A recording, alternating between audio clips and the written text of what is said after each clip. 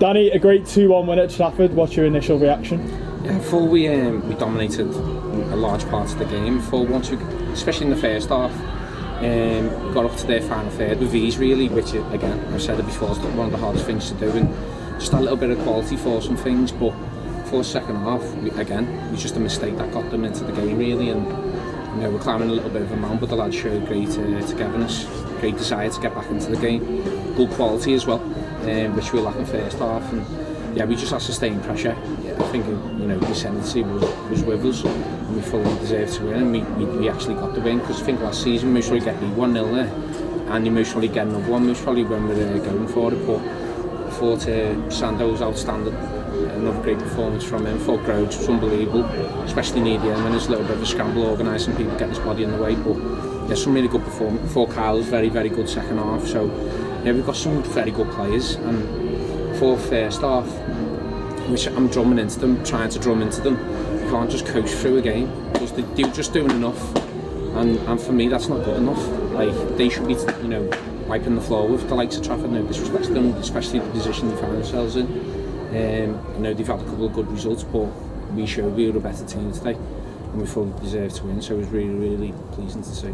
Just touching on the goal we conceded, obviously another individual error, which we speak about so often, is that it is a concern. That's what we keep speaking about, it, isn't it? Of course it is, if it keeps happening, and it seems to be the same players as well, which it's a bit frustrating, because again Vita's been unbelievable since we started. I've said it loads of times, he's been unbelievable, and sometimes you have those patches as a footballer where it's not going too well for you.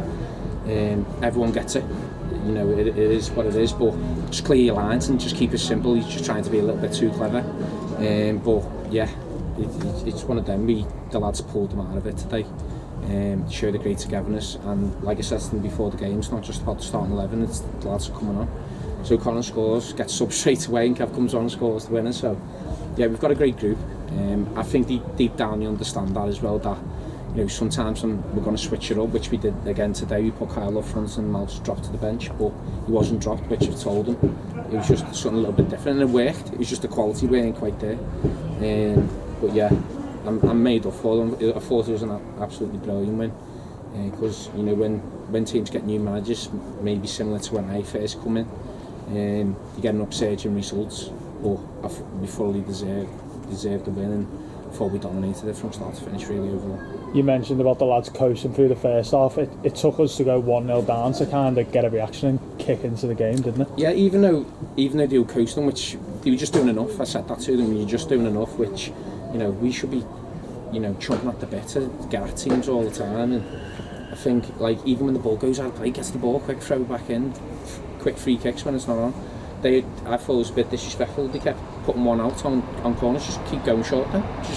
And then you finally put two out, and then you might get joy whipping the ball in from there.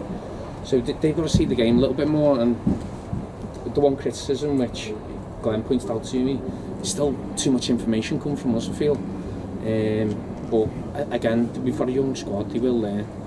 But the positive signs are really, really good for me, and they far outweigh the negatives.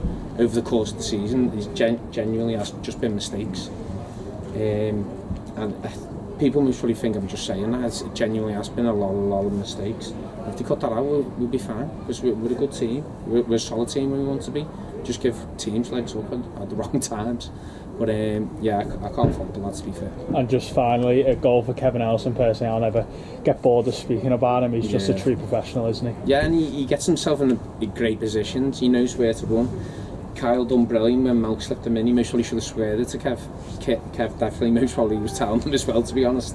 But yeah, it's most probably the negative with Kev is that his age, he's 46. You know what I mean? We get the best out of him. We get the most out of him.